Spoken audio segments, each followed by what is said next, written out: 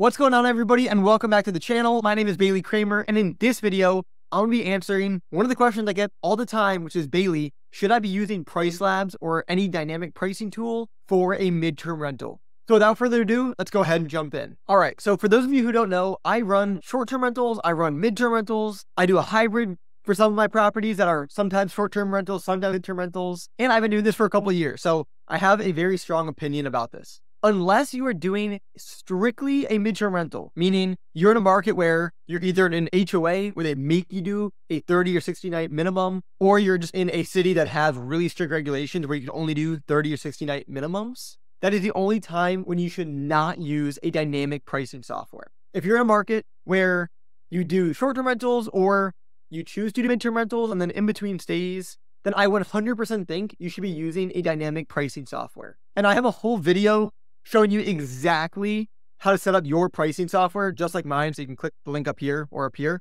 But the reason why it's so important to have a dynamic pricing software is not because this software is so magical and is going to tell you the exact prices you should pick and it's just perfect. That's not it, and I don't agree with that philosophy. So I'll share quickly a couple of use cases of why I use dynamic pricing even for my midterm rentals. So let's just say I get 2 back-to-back bookings, but there's a week or 2-week gap in the middle of those. And let's just say I get the 2 bookings, I'm really excited, and then I'm moving out with my life because I have other things to do, and I totally forgot to put a shorter time restriction in between the 2 bookings, and I had like a 30-night minimum during a 14-night gap. I'm not going to get any bookings or any inquiries during that time. If I had Price Labs, for example, set up, well, then it's going to automatically, if you set it up like I'm going to show you, it will automatically lower your minimum night stays so you can get a booking during that time. So people say, oh, well, these softwares cost money. Well, how much money is it going to cost you if you completely miss out on 14 days or 21 days or 30 days because you didn't have these automations set up?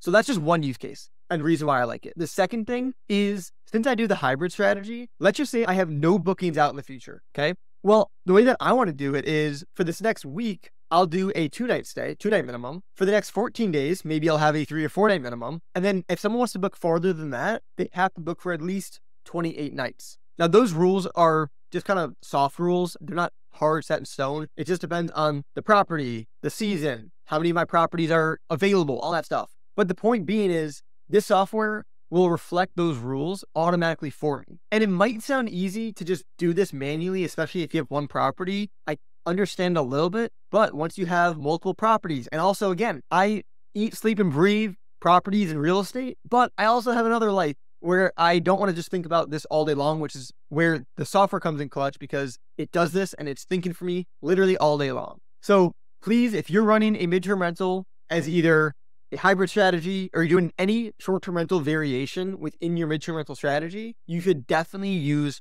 Price Labs or any other dynamic pricing software. Again, my favorite's just Price Labs. If you're in a place where there's an HOA or the restrictions make you only do midterm rentals 30, 60 plus nights only, then I can understand why you wouldn't want to use a software like that because your pricing and your minimum night stays aren't really going to change.